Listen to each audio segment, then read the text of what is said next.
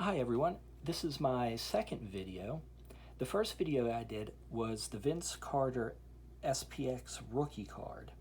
That's a neat video that you really should check out because we found a variation. It's an unnumbered version of that card. There's no serial number printed on it. So if you have any interest in that set or that rookie card, really worth looking at that. It took me a long time to put up a second video because really I had two worries. First, that the information would get old and outdated. So I figured I'd create a page that was more updated, put that link in the description. That's where you'll find the most updated information. I also thought that with YouTube, the videos would turn into an unorganized mess, different cards all over the place. So I'll put another link in the description where you'll have a more organized format where you can see the different videos, find them a little easier, the particular card you might be looking for. That'll happen long term. I decided for the second video to start as early as I could in my collection. This is the third card in the 1933 Sport King set, Nat Holman. This set is an early pre-war multi-sport set. There's a crazy variety of sports in this set, 18 different ones. Aviation, baseball, basketball, billiards, boxing. That's just up to the letter B. There's even dog sled racing and some standards, football, golf. Most of the cards feature true sports legends. When you have baseball fans hunting for Babe Ruth and Ty Cobb, then you have basketball card collectors looking for some of the only pre-war cards that they have in the hobby. You know the set is going to remain popular, valuable. There was a complete graded set that sold back in 2004 for $360,000. It's an article I found when I was Googling. I'll put that in the description. 48 cards in the set, but they're actually printed over two series, 1933, 1934, even though the set is almost always referred to as a 1933 set. It's easy to tell where the series split because there's a copyright on the front of the card. See right there, 1933. And on the back of the card, 1933. So if it's from the second series, you'll of course see 1934. Also, there's some variation in the name. Sometimes it's known as 1933 Sport Kings. That's probably the shortest one. 1933 Sport Kings Gum. That makes sense because of the banner right here. Others will say the 1933 Goudey Sport Kings, and that's because the Goudey Gum Company, right there, they're the ones responsible for printing the cards. All of them have a large picture of the featured athlete, but don't overlook the small black silhouettes in front of the picture. They're really interesting. Really makes for a neat design on the card. Then the information on the back of the card is definitely worth a read for this set because it's from the 1930s.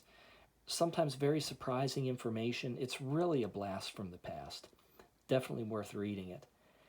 You're rarely going to ever see these cards above a PSA 8.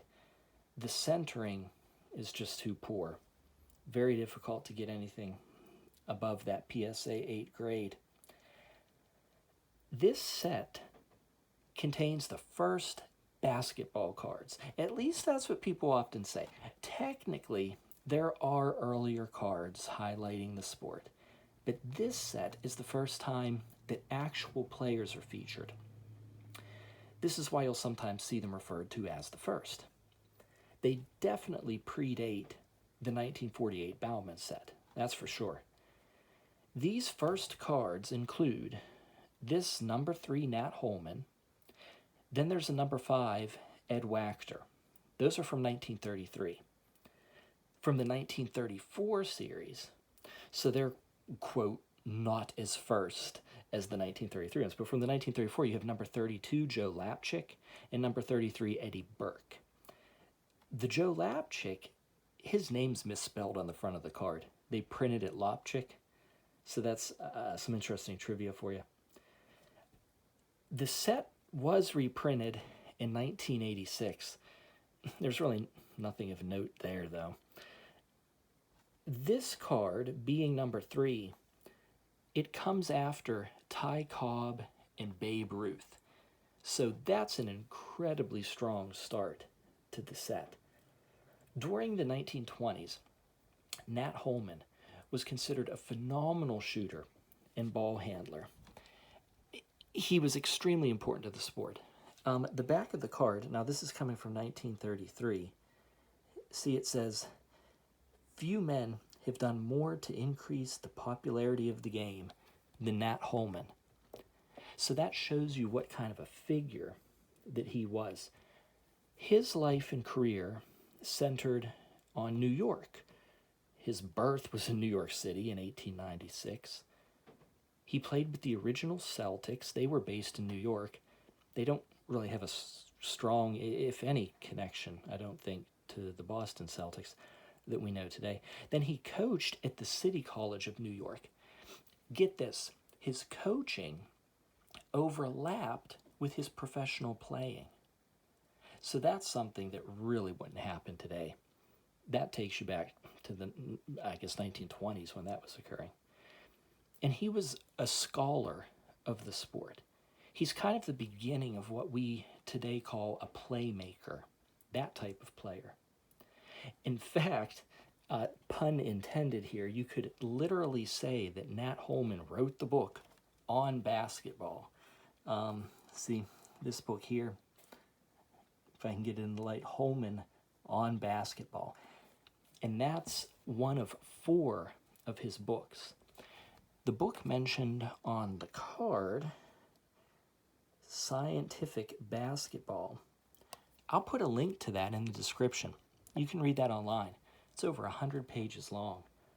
The book I have on basketball, that's over 300 pages.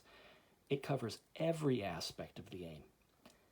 These are must-reads if you're interested in the history of the sport. You'll find passages about how the backboard was introduced to stop spectators from blocking shots, and how the Spalding Official Basketball Guide of 1896 says that if there's a large number of people who want to play at once, 2 balls may be used. 2 balls at once. So great trivia in these books, really. There was a PSA 8 of this card. It sold for $24,766 in 2016. There's 12 that exist at that grade, none higher, no PSA 9s. Oh, one more thing before I go. Here's the wrapper for the 1933 Sport Kings set. I just thought that this would be interesting to show as well. You can still find these on eBay. I'm curious if there's any unopened packs. I certainly have never seen them, but the wrappers are still out there. Yeah, well, I hope you enjoyed it. Again, I'm just trying to really go in depth with these cards in my collection. If you like it at all, please click subscribe. It'll give me some motivation to do another one. But I enjoy it too, looking around through the set. All right, well, I'll put some more up in the future. Talk to you later. Bye-bye.